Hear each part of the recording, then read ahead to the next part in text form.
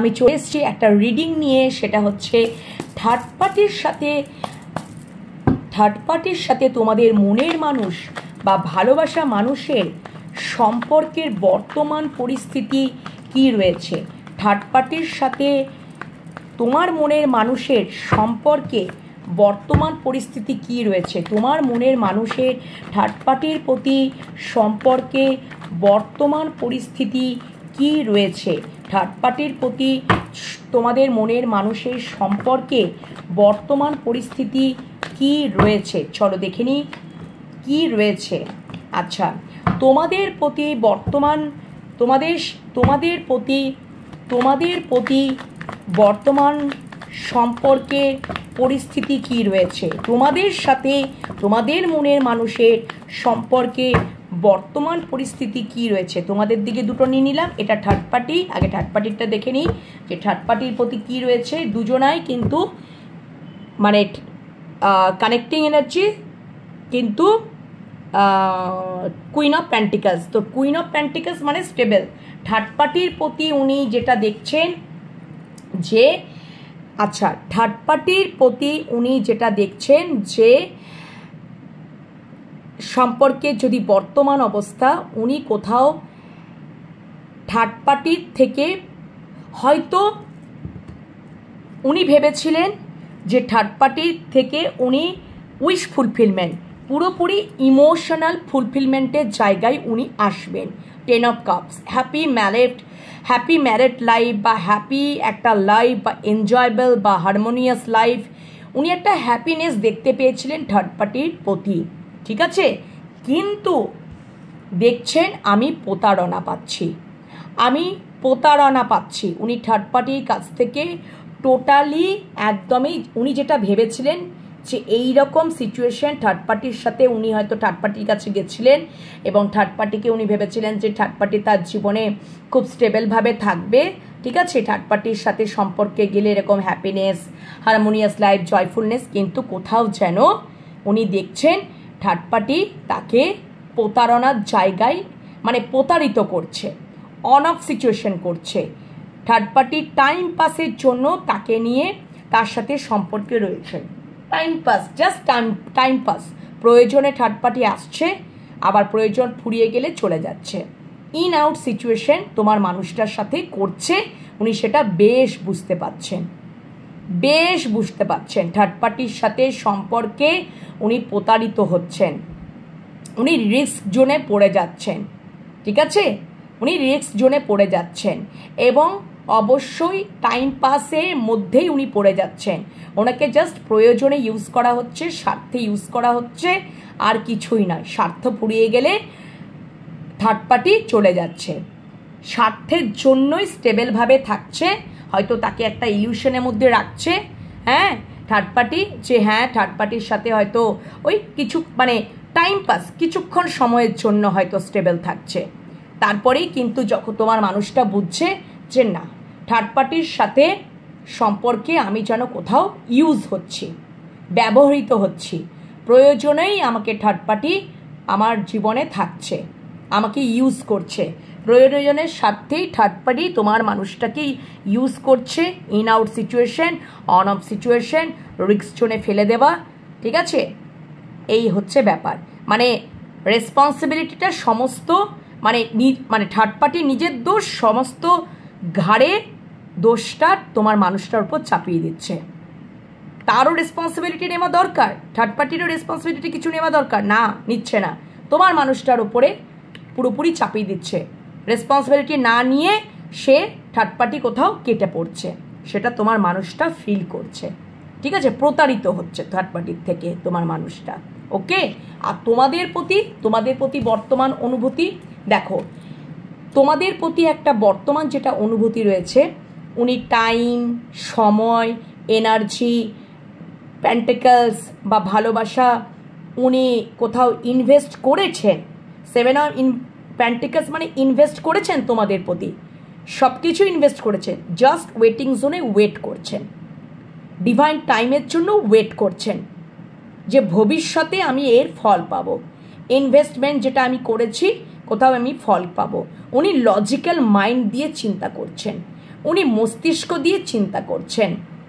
উনি এখানে কিন্তু তোমাদের মধ্যে রিয়েল লাভ নয়, উনি লজিক্যাল মাইন্ড দিয়ে চলছেন। তোমাদের সাথে একটা হিসাব নিকাশের ক্যাটাগরিতে সম্পর্কটা রেখেছেন। আমি ইনভেস্ট করেছি, ভবিষ্যতে আমি ফল পাবো, এবং আমি তারপরেই তোমাদের দিকে ছুটে আসব, অ্যাকশন নেব। আমি যখনই মনে করব আমি তখনই তোমাদের দিকে ছুটে আসব। এটাই তোমার মানুষটা তোমাদের প্রতি বর্তমান অনুভূতি। আশা করি তোমাদের বোঝাতে পারলাম। ওকে, এই গেল বর্তমান অনুভূতি। আর মানে স্টেবলভাবেই রয়েছো, মানে তোমরাও রয়েছো, থার্ড পার্টিও রয়েছো, ঠিক আছে? মানে থার্ড পার্টিও রয়েছে, তোমরাও রয়েছো, থার্ড পার্টিও রয়েছে, তোমরাও রয়েছো। কিন্তু তোমার মানুষটা থার্ড পার্টির প্রতি সম্পর্কটার ক্যাটাগরি বুঝেই নিয়েছে, আর তোমাদের প্রতি সম্পর্কটা এই জায়গায় দাঁড়িয়েছে বর্তমান।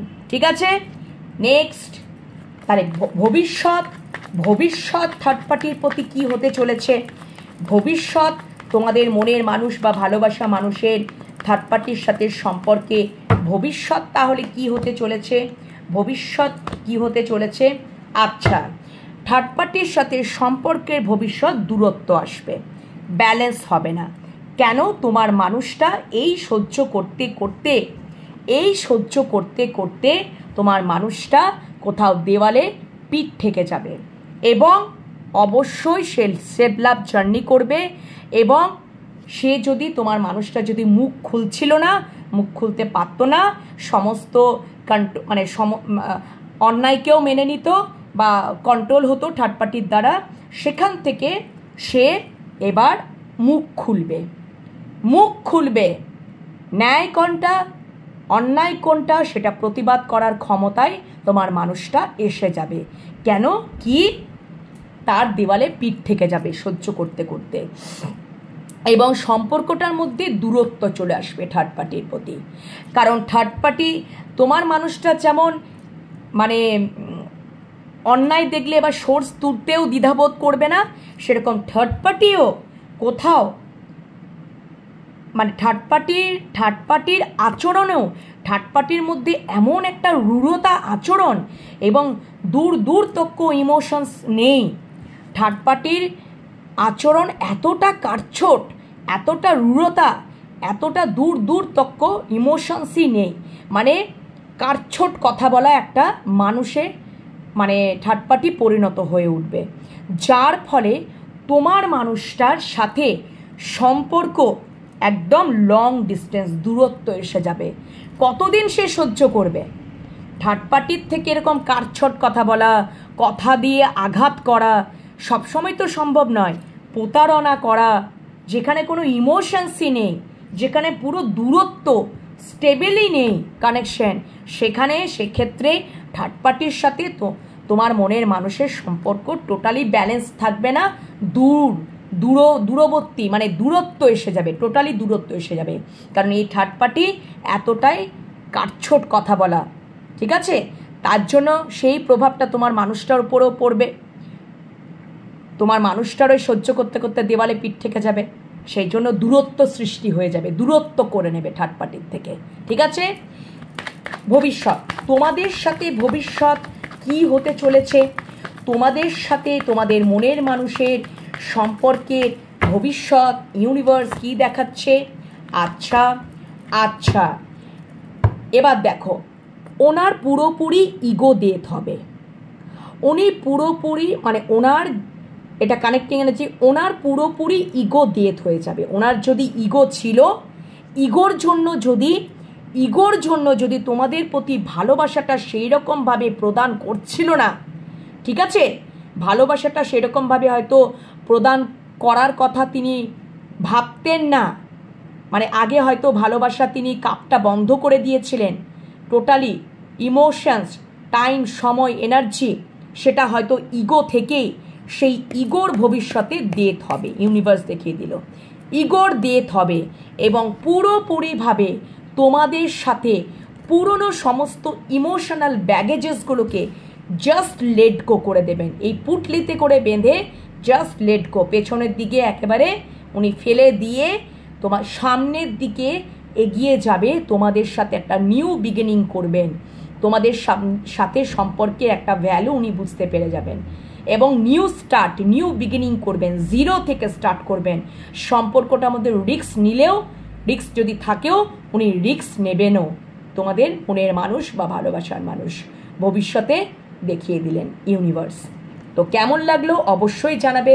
ঠিক আছে বন্ধুরা, এখনকার পর্যন্ত রিডিং এখানেই শেষ করলাম। ভালো থেকো, সুস্থ থেকো, আর ইউনিভার্সের কাছে পজিটিভিটিটাকে ক্লেম করে নিও, ইউনিভার্সকে গ্র্যাটিটিউড জানাও। ওকে, টাটা।